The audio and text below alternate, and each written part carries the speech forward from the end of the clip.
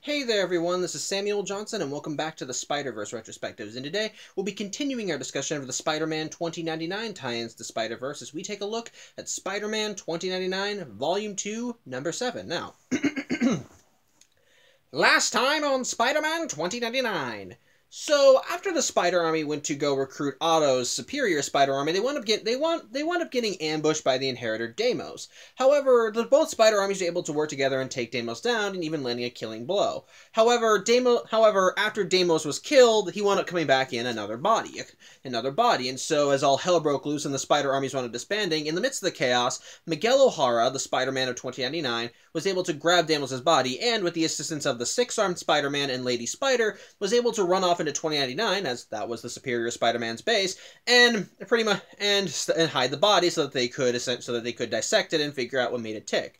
However, Deimos wound up chasing after them in pursuit of his body, and sadly in the ensuing battle, the six-armed Spider-Man was killed.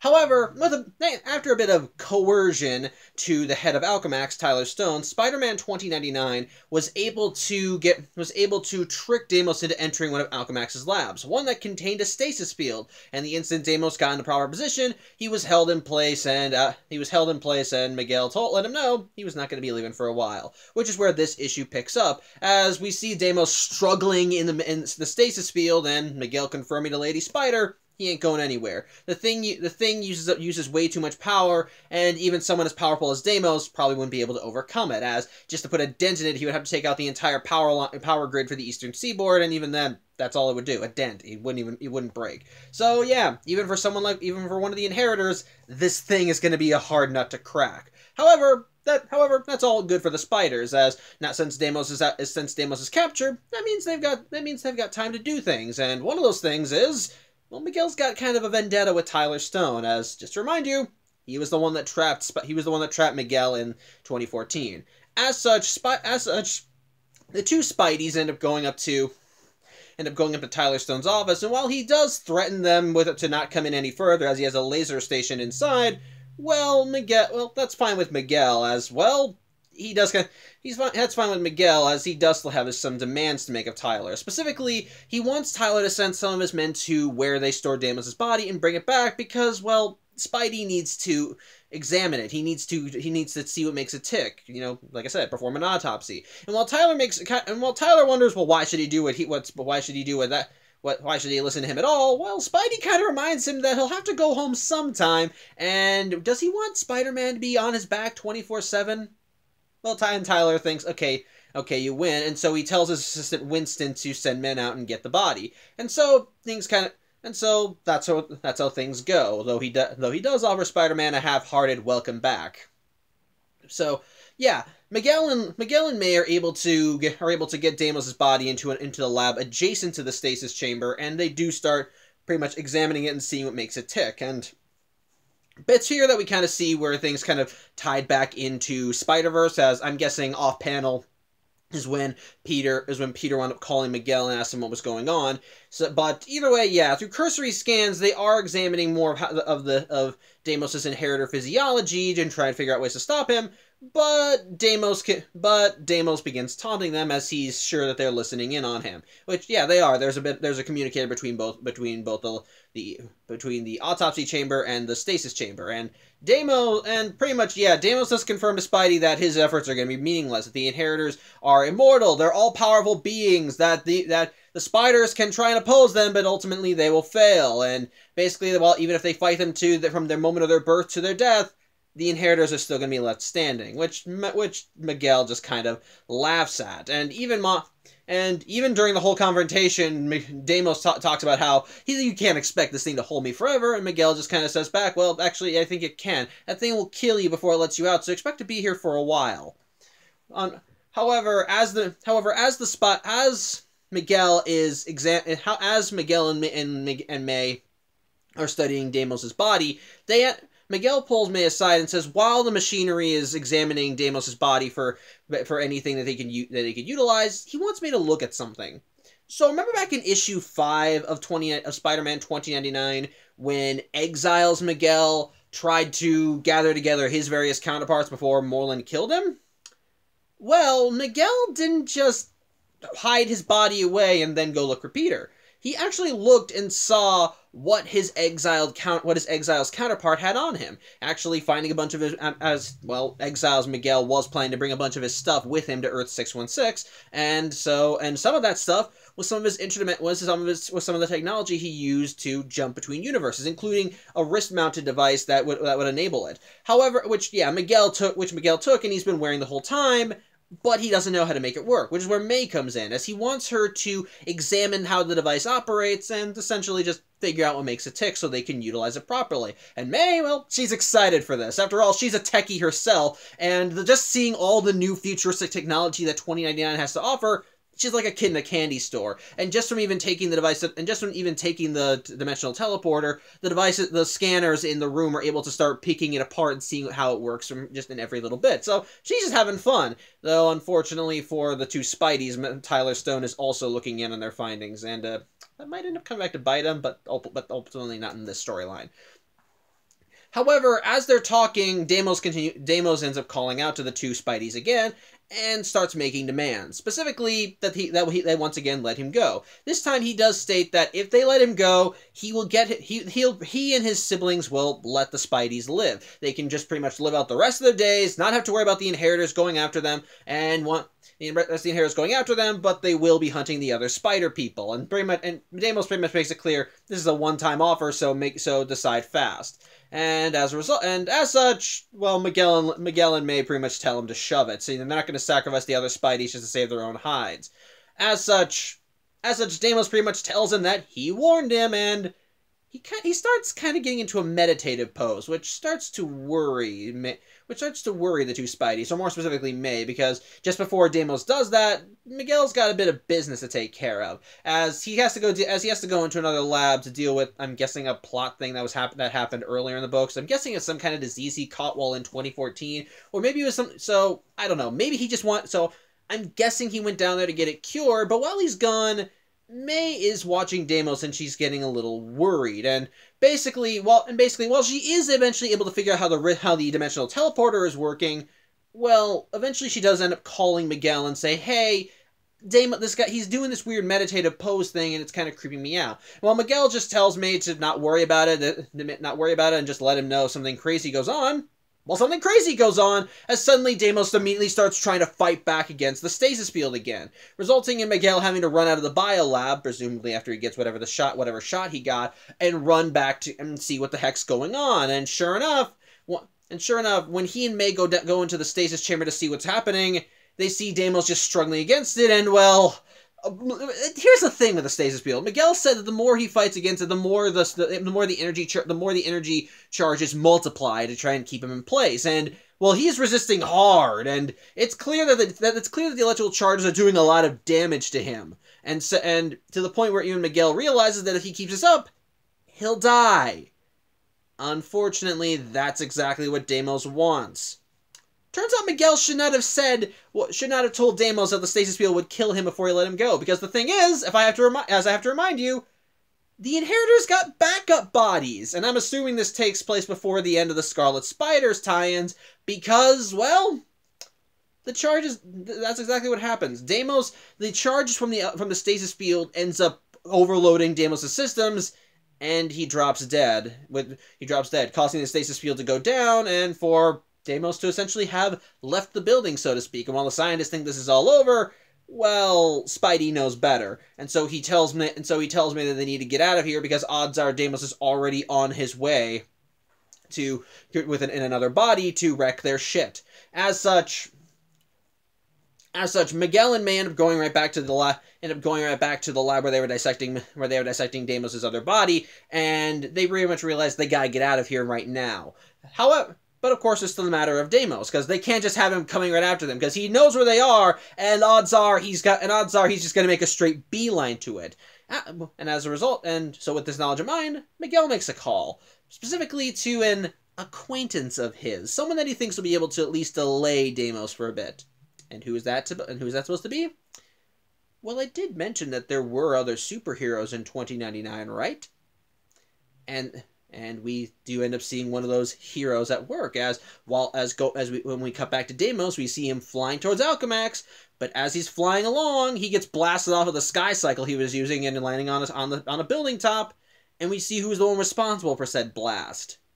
Jake Gallows, aka the Punisher of 2099.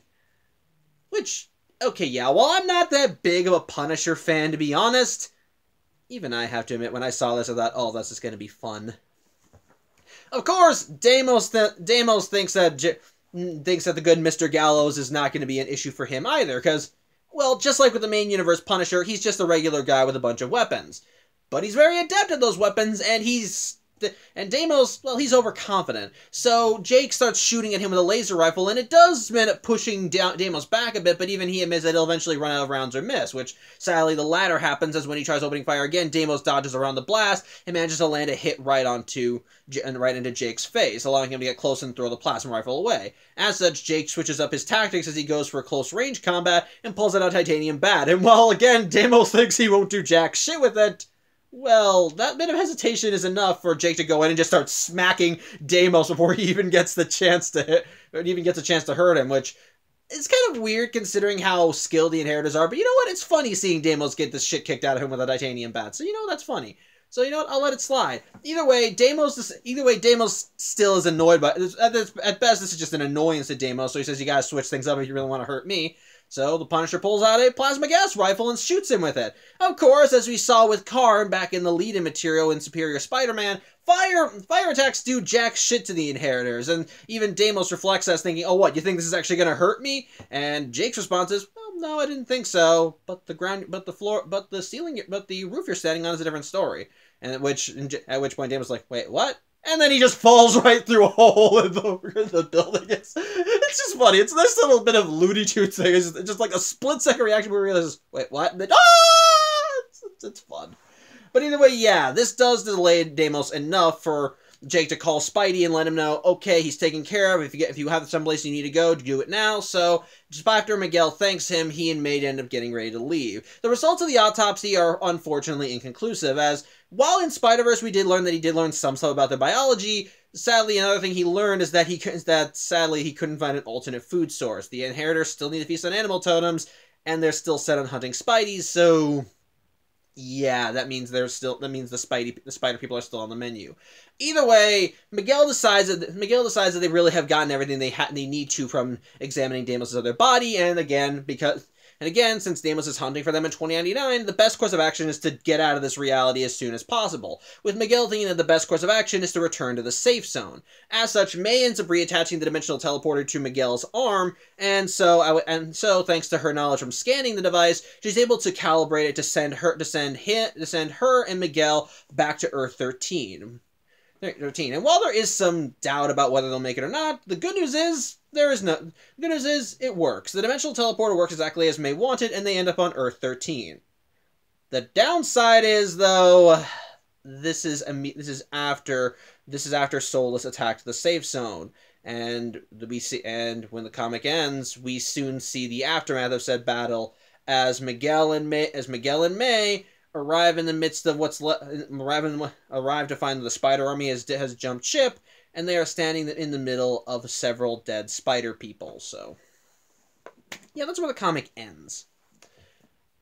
All right, so going off of how the last issue felt like it was very action packed and kept the pacing going from the original Spider-Verse storyline, this issue I think it does a good job at keeping the pace. Well, actually normal. What it does first and foremost is that it gives our main characters a moment to breathe, because, well, when you have one of the Inheritors, essentially, when it comes to the Inheritors, the Spideys are always just needing to fight back, needing to do everything they can to do everything in their power just to keep them off him, and so we kind of saw that reflected in the last issue, because Deimos, well, he was relentless. He pursued Miguel and co. everywhere they went, and no matter how much distance they tried to put in between them, he was either able to catch up to them with almost no issue, or was causing problems that sadly they had to take care of. Otherwise he'd just be causing more damage. So ultimately, their main priority was that they had to still fight him, and likewise, once he got them in their sights, he was not going to let up for a second. And we saw that carried over from Spider-Verse, as, like I said, Deimos rushed in the middle of a spider army and did not stop fighting. Even after he was killed, he came back in another body, and him and Brix and Bora just kept the pressure on. And even though Miguel and Co tried running away, he still pursued and barely gave them enough moments to breathe. So essentially, the beginning of this comic, it gives them a moment to breathe, as Deimos is now contained in the stasis field, and while he's still talking shit to these two spider people, well, he can't really do anything. At this point, all he can do is talk. The stasis field is just too strong. He can't overcome it. And again, that's another thing I like. How they have to outthink the Inheritors. Deimos' big weakness as the big, strong guy of the Inheritors is that, well, he's cocky and overconfident. He thinks more with his fists than his head, and as a result of that, he kind of tends to rush in without really having a plan. It's part of the reason why I think his battle with Punisher 2099 turned out the way it did. Because he underestimated him because, well, the Punisher's a normal guy. Most realities have the Punisher just be a regular, average person. And so basically, Deimos just looked at him and thought, what can you do? You're just a guy with a bunch of weapons. But because he underestimated him, it allowed the Punisher to get in a few good hits. Yeah, in a fair fight, the Punisher would not have been able to take Deimos down. And if Deimos had been going all out, I do definitely think that Jake Gallows would have wound up being a smear on, would have just been pounded into the ground and turned into a bloody stain on either the concrete or the roof or wherever Deimos finished him off. Just pretty much, it's clear that it would have been a one-sided battle.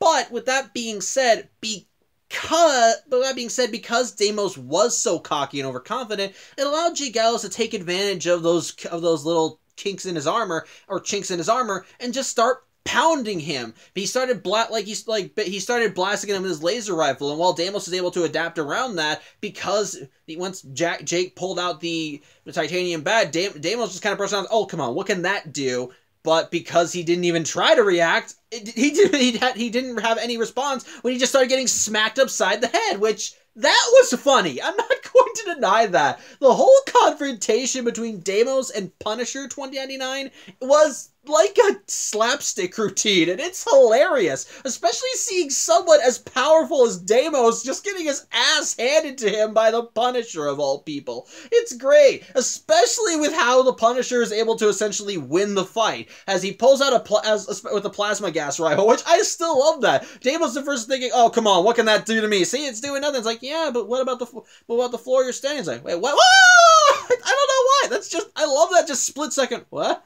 And before things, that just, it's funny. I like it.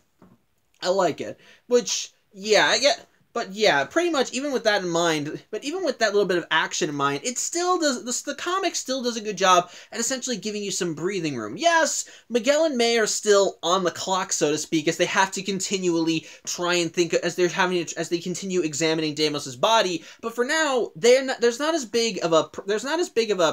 much pressure put on them, because, well, they're not on the clock anymore. There's no time limit now. There's no one's coming for them. The one person who was coming for them is trapped in a stasis field, so they have some time to kill, which allows Miguel to do some things that he wasn't able to do. Confront Tyler Stone, get whatever disease he had cured, or have May study the dimensional teleporter, so they can use it later, which I do like that. I like that they still maintain that bit of continuity from issue 5, and likewise, I do like that Miguel is fully utilizing it, which I think makes sense, because how Miguel was made aware of what was going on with Spider-Verse was when his Exiles counterpart tried to contact him and then attempted to jump to Earth 616 before he was killed. So it makes sense that Miguel would essentially think, okay, if something's going on and this guy was involved in that, I might want to know what he had on him. So I like that he did take advantage of that by looking through him. You can argue that it was grave robbing, but was it really grave robbing if it was you?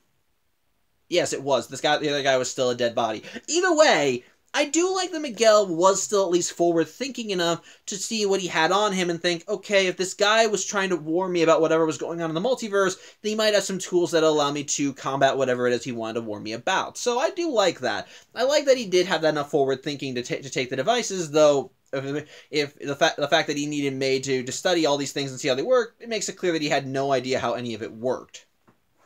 So I do like that. I do like that. The pace, as a result, I think the pacing for this issue is actually really nice. The beginning is a nice little breather moment for the spider people, which allows them to get some stuff done. I do like that they do try and think of creative, so I do like the creativity when it comes to taking, and they had to take Deimos down by tricking him into going in the stasis field, which, again, is nice. It showcases them having to outthink the inheritors, which I always like, and I do like and I do like the forward thinking again with studying Deimos's physiology, because yeah, essentially it's a know thy enemy type of deal because the inheritors they're essentially, because the inheritors are a different breed, and sadly the Spideys don't really know how to confront them, so best to try and examine their physiologies and figure out if there's any weaknesses that they can exploit to their advantage. I like that. It's nice.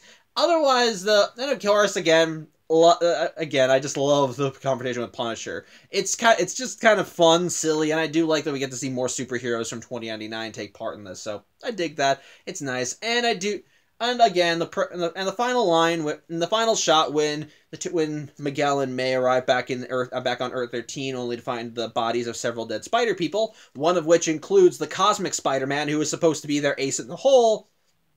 Yeah, I do kind of like that. That's still that essentially does give you give enough tension to make you wonder what they're going to be doing next with this information. So, yeah, overall, the issue is still good. The pacing is nice, knowing when to calm things down and bring the action back up to give suitable tension. The action scenes are actually pretty fun. The dialogue is great. The character interactions are a lot of fun. There's plenty of moments that definitely make me snicker a little, especially with Miguel when he was trying to intimidate Tyler, or again the scene with Punisher. That was hilarious. That was hilarious. It keeps everything. It keeps the tension up when it wants to, while still giving you enough moments while still allowing for enough moments for things to settle. Overall, I think it's a nice little good in between issue that helps showcase more of what Miguel was doing. It helps showcase more of what Miguel was doing while still keeping the action and pacing for the story going at an even pace. So, yeah, overall, good part. I like it. So, there you go. But as for the next issue, I talked about this a couple weeks ago, but I do need to bring it up now. I'm not going to be doing that vlog on Saturday. Tomorrow, I will be attending my grandmother's funeral, and as a result of that, I'm going to be pushing my regular Friday vlog to Saturday, as I don't really think it's appropriate to be doing it on the same day as the funeral. So, as a result of that, I'm going to also be pushing the Saturday vlog to Sunday, as I don't want to end up doing 2 vlogs on the same day. I feel like it would just be kind of a crammed day. So as such, just a heads up, then for the next episode of the Spider-Verse Retrospectives, I'm going to be uploading that video on next Sunday rather than on Saturday. So I just want to let you know that. But with that said, when we do come back on Sunday, we're going to be looking at we're not only going to be looking at the final issue of the Spider-Man 2099 tie-ins to Spider-Verse, but the final tie-in issue overall. As when we come back, we are finally going to be looking at the last issue in this book, and finally closing the door on the main Spider-Verse storyline. So, till then, I hope you have a good afternoon. I'm Samuel Johnson, and I'll see you on Sunday. Take care.